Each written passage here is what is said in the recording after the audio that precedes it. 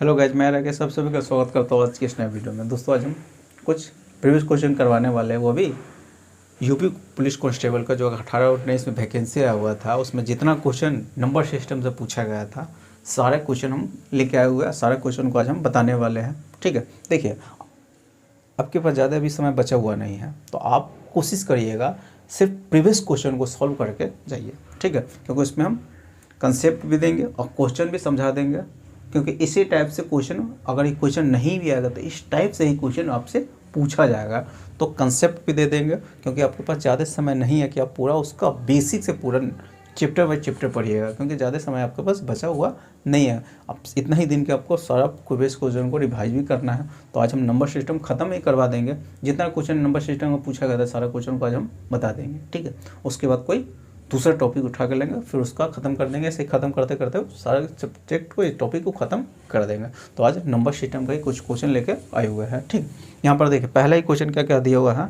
कल वह छोटी से छोटी संख्या, वह छोटी से छोटी संख्या ज्ञात करें जिससे 1200 में हम गुना करेंगे तो संख्या पूर्ण वर्ग संख्या बन जाए। तो पूर्ण वर्ग संख्या बनाने के लिए जैसे मैं पहला इसको ऐसे क्वेश्चन को ऑप्शन से मार दीजिएगा कि 1200 में हम कितना से गुना करें ताकि वो पूर्ण वर्ग संख्या बन जाए। पूर्ण वर्ग संख्या मतलब किसी न किसी संख्या के स्क्वायर होना चाहिए।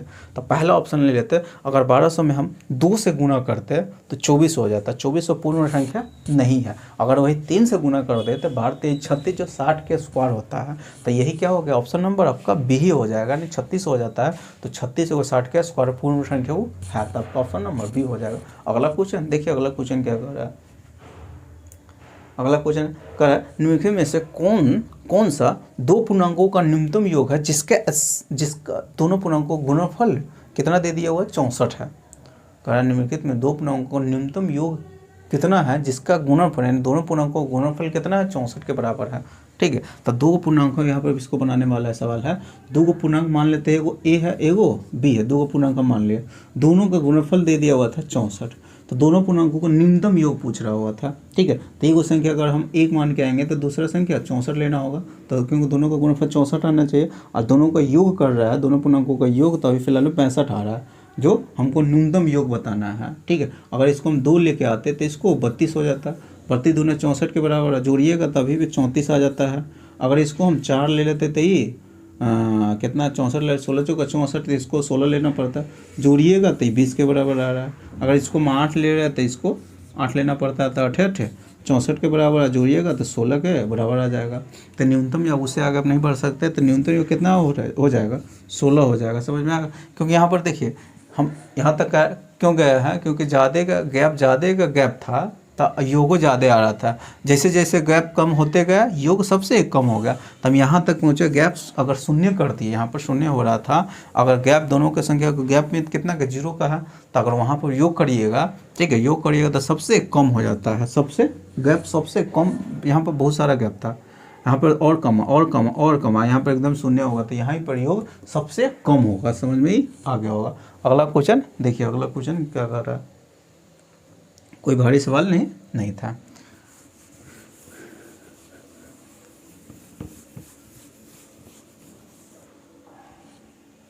ठीक है, अगला क्वेश्चन देखिए, अगला क्वेश्चन क्या कर रहा है। कह रहा है एक्स के बैंक खाते में टोटल 90 रुपये 53 पैसा है। इतना रुपया जमा करता है, इतना रुपया निकाल लेता है, तो उसके शेष राशि बैंक खाते में कितना शेष राशि बचा हुआ है, क्वेश्चन आपसे पूछा। बैंक खाते में पहले कितना था, 90 रुपया 63 पैसा पहले बैंक खाते में था। निकाला कितना है, जमा कर रहा है कितना, 67 रुपया 14 पैसा जमा कर रहा है। निकाल कितना रहा, 70 रुपया। तो पहले हम निकलवाइए, इतना पहले बैंक खाते में था। ठीक है, निकाला है वो 70 रुपया और 70 रुपये कितना, 70 रुपया 16 पैसा वो निकाल रहा है। 16 रुपया 70 रुपया 16 पैसा। तो ये ऐड कितना कर रहा था, वो ऐड वाला बाद में हम ऐड कर देंगे।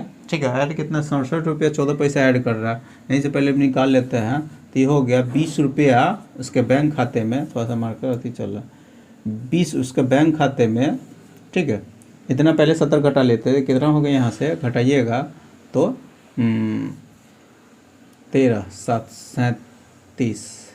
37 हो जाएगा। कितना, 37, 20 रुपया 37 पैसा अभी बचा हुआ है बैंक खाते में निकालने के बाद में जमा कितना कर रहा था, 67 रुपया 14 पैसा। 67 रुपया 14 पैसा उसमें जमा कर रहा है 67 रुपया, तो टोटल कितना होगा 87 रुपया 64 पैसा था 64, तो 87 रुपया कितना 51, 87 रुपया 51 पैसा उसके बैंक खाते में इतना शेष बचा होगा। समझ में ही आ गया होगा। अगला क्वेश्चन देखिए, अगला क्वेश्चन क्या कह रहा है। कह रहा है 256 के वर्गमूल और 16 के वर्गमूल के गुणनफल ज्ञात करें और फिर उसका परिणाम का वर्गमूल भी ज्ञात कर लेना है। पहले 256 का वर्गमूल निकालिए, फिर 16 का वर्गमूल निकालिए, फिर दोनों को आपस में गुना करने के लिए कह रहा है, और गुना करने के बाद जो परिणाम आएगा उसका भी वर्गमूल निकाल देना है। ठीक है, ये क्वेश्चन दे दिया हुआ।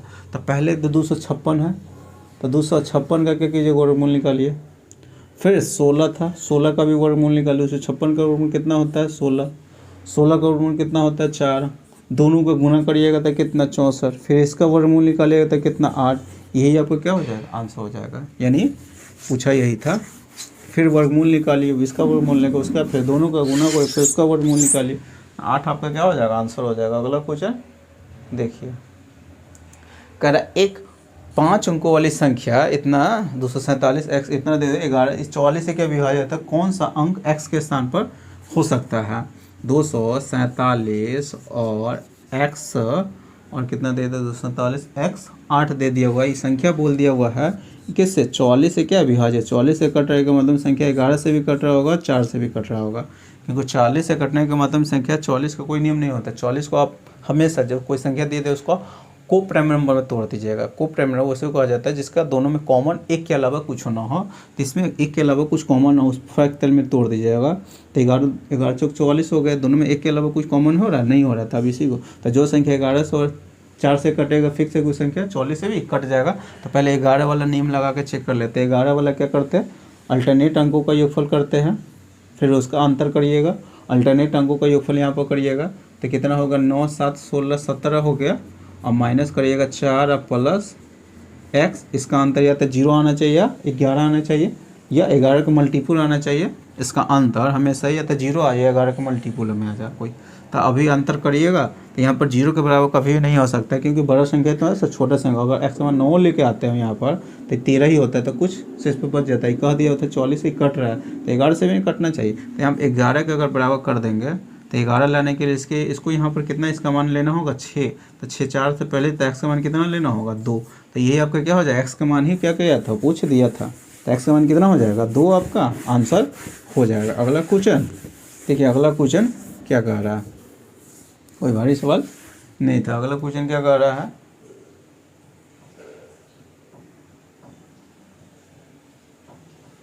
कर 11 से विभाजित होने वाली सबसे छोटी 4 अंकों वाली संख्या के अंकों का योग और 13 से विभाजित होने वाले सबसे छोटी 4 अंकों की संख्या के अंकों के योगफल का गुणनफल पूछ दिया हुआ है। तो पहले 4 अंक के सबसे छोटी से जो 11 से कट रहा है, फिर 13 से भी कट रहा है और 7 से भी कट रहा है, तो नंबर होता है 1000, 1 होता है 1000 कितना 1 होता है 1001। ये 4 अंक ऐसी संख्या है जो इसको 7 में पूरा रूप से काट रहा है, पूर्ण रूप से काटेगा, 13 भी पूर्ण रूप से काटेगा, 11 भी इसको पूर्ण रूप से काटेगा, यानी 3 को संख्या का गुणनफल ही होता है। ठीक है, तो इसीलिए तीनों काटेगा उसको। तो यही पूछा है 4 अंक 13 से 11 से विभाजित होने 4 अंक की सबसे छोटी संख्या कौन, ये है। 4 अंक की सबसे छोटी संख्या कौन है जो 13 से विभाजित होने, तो ये है। तो इसका अंकों का योगफल करिएगा तो 2 आ जाएगा, फिर उसका फिर दोबारा कहीं करिएगा तो 2 ही आ जाएगा, क्योंकि संख्या तो यही है। उसका गुणनफल पूछ दिया होता है, आंसर कितना होगा 4 आपका आंसर हो जाएगा। ठीक है, अगला क्वेश्चन देखिए, अगला क्वेश्चन क्या कह रहा है, कोई भारी सवाल नहीं था। अगला क्वेश्चन क्या कह रहा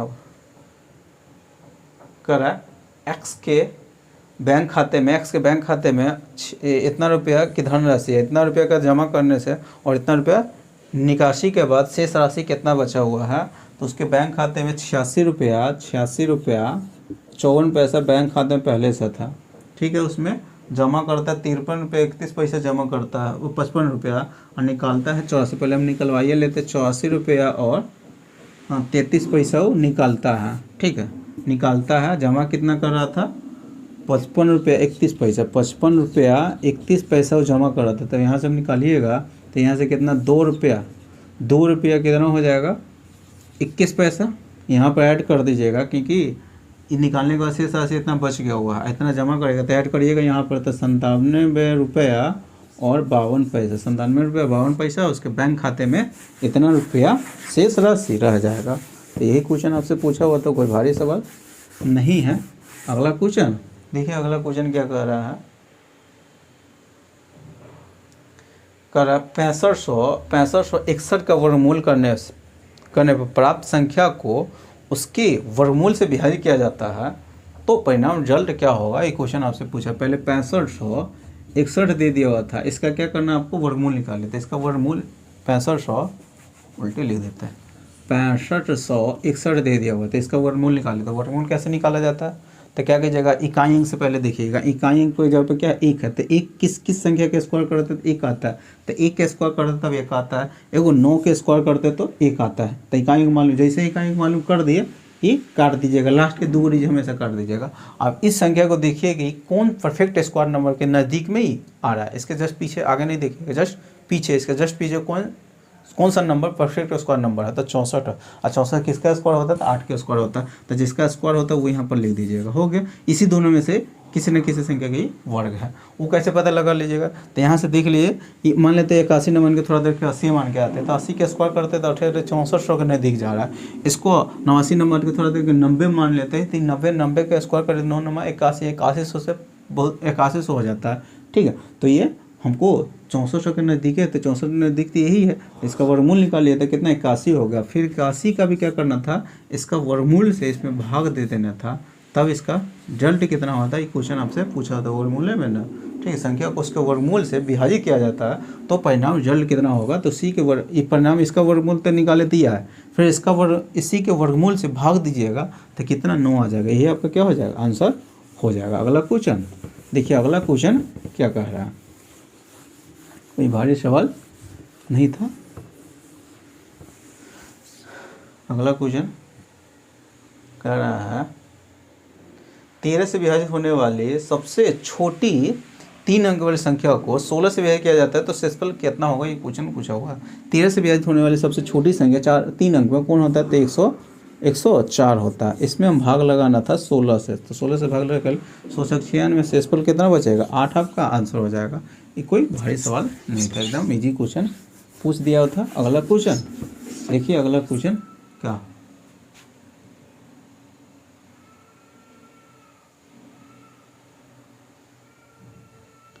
कह रहा एक्स के बैंक खाते में इतना रुपये की राशि है और इतना रुपये जमा करता है और इतना रुपये निकालता है, ठीक है।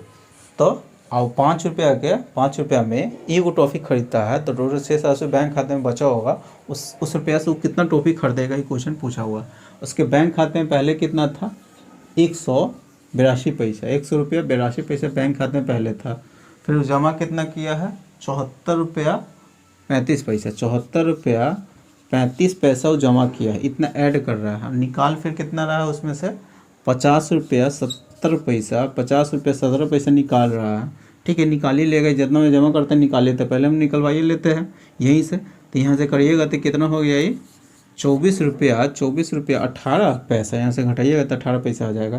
तो अब इतना रुपया है, अब ये ना जाकर बैंक में ऐड कर देते हैं, तो टोटल 18 पैसा ये हुआ, 82 पैसा, 1 रुपया तो इधर से आ जाएगा। 24 रुपया 100 रुपया 124 रुपया, 1 रुपया 125 रुपया बैंक खाते में शेष बचा होगा।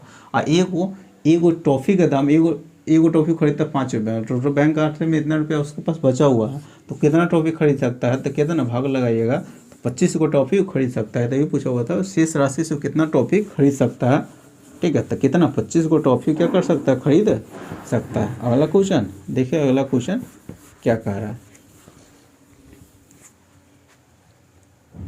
थोड़ा सा क्वेश्चन इम्पोर्टेंट है जो अभी हम बताने वाले हैं। क्या दिया हुआ है, कह रहा है किसी कक्षा के बच्चों के बीच मुफ्त नोटबुक बराबर बांटी गई है। प्रत्येक बच्चों को मिली नोटबुक की संख्या बच्चों की संख्या का 1/8 थी, ठीक है। यदि बच्चों की संख्या 8 ही होती तो प्रत्येक बच्चे को 16 नोटबुक मिलता। तो टोटल नोटबुक की संख्या आपसे पूछा हुआ है।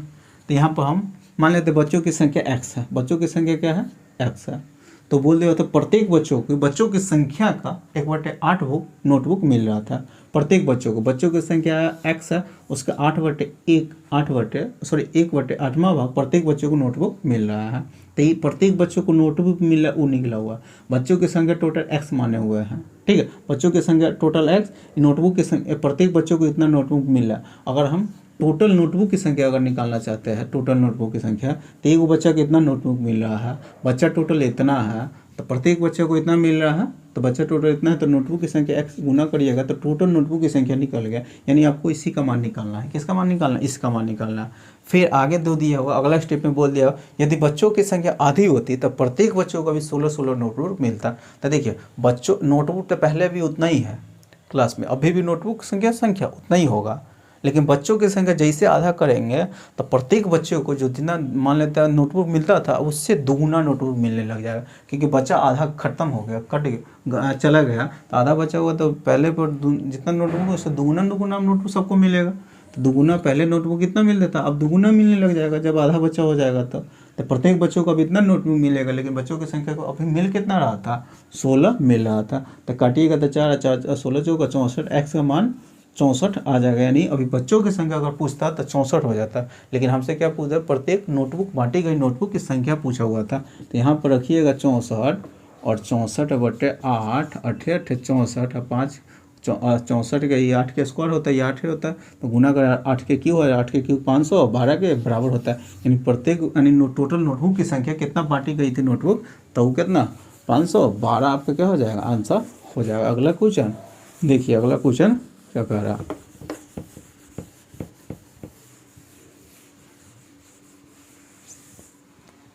कोई भारी सवाल तो नहीं था, सिर्फ आपको समझना है। अगला क्वेश्चन क्या कर रहा है, सबसे बड़ी 5 अंकों की संख्या सबसे छोटी 4 अंकों की संख्या बीच का अंतर पूछ, देखते एकदम इजी पूछ दिया हुआ। 5 अंक की सबसे बड़ी संख्या कौन होता है, 99,999। 4 अंक की सबसे छोटी संख्या कौन होता है, 1000। घटाइएगा तो 98,999 आपका क्या हो जाएगा, आंसर हो जाएगा। यही आपका आंसर हो जाएगा। अगला क्वेश्चन देखिए, अगला क्वेश्चन क्या कह रहा, ये भारी सवाल था नहीं था, कह रहा 6 से विभाजित होने वाली सबसे छोटी संख्या 4 अंकों की संख्या के अंकों का योग और 11 से विभाजित होने वाली सबसे छोटी संख्या 5 अंकों की संख्या के अंकों के योगफल का गुणनफल पूछ दिया हुआ है। 6 से विभाजित होने वाली सबसे छोटी संख्या 4 अंक 6 से विभाजित होने वाली है, ठीक है। क्वेश्चन 4 अंकों में पूछा हुआ था। हाँ, 6 से विभाजित होने वाली सबसे छोटी 4 अंकों की संख्या, तो पहले 6 से विभाजित होने वाली संख्या निकालिए। 6 से विभाजित हुए 4 अंकों वाले, तो ये 1000 हो गया, और 6 से विभाजित करिएगा तो ये भाग लगाइएगा, तो 6 4 होगा, 36 पे 4 शेषफल 4 बचेगा, शेषफल बचेगा। अगर हम शेषफल को घटा देते तो पता 4 अंक में ना आया कि 3 अंक में आ जाएगा, कितना 3 अंक में आ जाएगा। तो हमको क्या करना होगा, अगर शेषफल 4 बच रहा है तो उसमें हम अगर 2 ऐड कर देते हैं, क्या कर देते 2 ऐड कर देते हैं, संख्या पूर्ण रूप से कट जाता है, ठीक है। इसमें हम अगर 2 ऐड कर देते हैं 1000, तो 6 से विभाजित होने वाली 4 अंक की सबसे छोटी संख्या कौन होगा, 1000, 2 हो जाएगा। 1000 कितना, 2 हो जाएगा।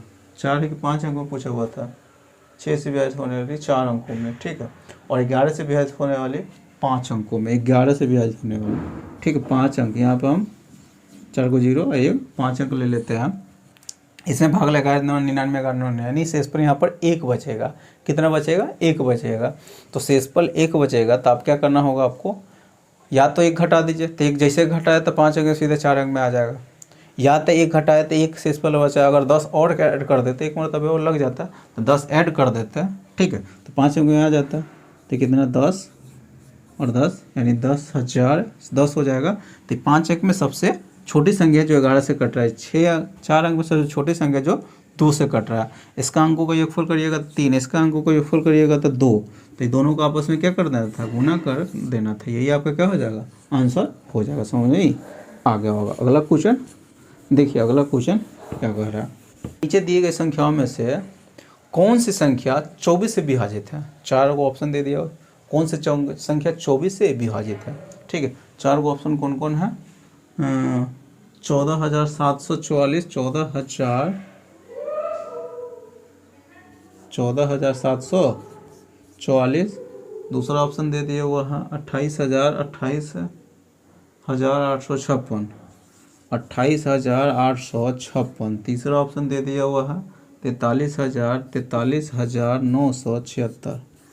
चौथा ऑप्शन दे दिया हुआ है 57,528, 57,528 ही दे दिया हुआ है। अभी कह दिया हुआ कि 21 से विभाजित है, 12 से विभाजित होने के तो को प्राइम नंबर में तोड़ दीजिए तो 3 और 4, जो संख्या 3 से कटेगा वो संख्या 3 और 4 से कटेगा, वो संख्या फिक्स है कि 12 से कट जाएगा। तो पहले 4 वाला के चेक करिएगा तो 4 तो सबसे कट रहा है, तो आप क्या 3 से चेक कर लीजिए, जो 3 से कट गया वो संख्या फिक्स है, वही आपका आंसर हो जाएगा। तो 3 से कटने के लिए अंकों का योगफल क्या पूराइएगा, अंकों का योगफल 3 पूराइएगा, 3 के मल्टीपल पूरा के काट दीजिएगा। 4 4 8 4 12 कट गया, 8 हो गया, 3 से नहीं कटा है, ठीक है। ऐसे मल्टीपल 8 8 8 16 2 18, 3 से कटे, 11 नहीं कटा है, ठीक है, 3 से नहीं कटेगा, 3 से कटे 3 से कटे, 3 से 7 4 11 नहीं कटा है। इसको करिएगा 8 2 10 5 15, 3 से कटे, 7 5 12, ये 3 से कटेगा, मतलब ये 3 से कट रहा है, ये आपका क्या हो जाएगा, आंसर हो जाएगा। ऐसे चेक करिएगा, ठीक है। 12 से चेक करने के लिए 4 से 10 ऑप्शन टूट कर रहा था, तो जो संख्या आप 3 से करेगा वही आपका क्या हो जाएगा, आंसर हो जाएगा। अगला क्वेश्चन देखिए, अगला क्वेश्चन क्या कह रहा है, कह रहा है नीचे दी गई संख्याओं में से कौन सी संख्या पूर्ण वर्ग नहीं है, पूर्ण वर्ग संख्या नहीं है।